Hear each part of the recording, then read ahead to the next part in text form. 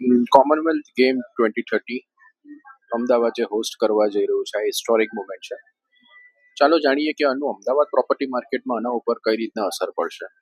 ખાસ કરીને પ્રાઇસ કેવી રીતના એપ્રિશિએશન થશે, કેવી રીતના પ્રોપર્ટી માર્કેટ બિહેવ કરશે, કયા એરિયામાં તમારે ઇન્વેસ્ટમેન્ટ કરવું જોઈએ જેથી કરીને તમે વધારે રિટર્ન કમાઈ શકો. મારું નામ છે ઉર્મિલ ત્રિવેદી, હું રિયલ્ટર છું, અમદાવાદ બેસ્ડ. કોમનવેલ્થ ગેમ 2030 એક એવું માઇલસ્ટોન છે કે જે અમદાવાદના રિયલ એસ્ટેટ માર્કેટને કમ્પ્લીટલી ચેન્જ કરી નાખશે.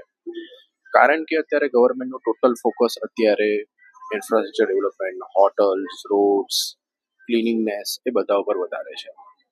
ખાસ કરીને જોવા જઈએ તો નારણપુરા, ચાંદખેડા, સાબરમતી, મોટેરા, એસપી રિંગ રોડનો આખો બેલ્ટ, વૈષ્ણવી સર્કલ, ઝુંડાલ, તમે આ બાજુ જુઓ તો Shilaj, Science City Road, and throughout the SC Highway.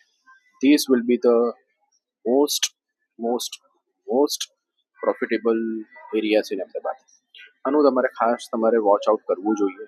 જો તમે પ્રોપર્ટી લેવાનું પ્લાનિંગ કરી રહ્યા હો, તમે ઇન્વેસ્ટર હો, તમે એનઆરઆઈ હો કે તમે એન્ડ યુઝર હો, તો this is the right time.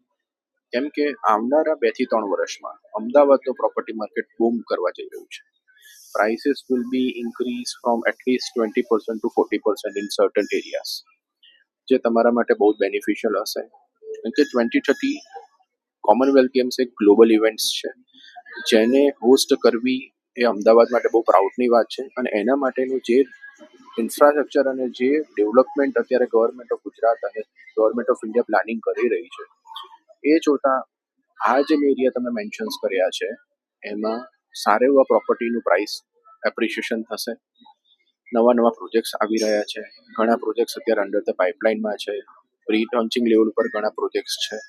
તમે આ બધા પ્રોજેક્ટ્સની જો information, site visit, details, brochures કે તમારી કોઈ પણ સ્પેસિફિક રિક્વાયરમેન્ટ્સ હોય એ તમે જો પૂરી કરવા માંગતા હો તો મારો સંપર્ક કરો. મારો નંબર અને મારું ડિટેલ્સ મેં મારા કેપ્શનમાં સ્ક્રીન ઉપર મેન્શન કરેલી છે. I will be happy to assist.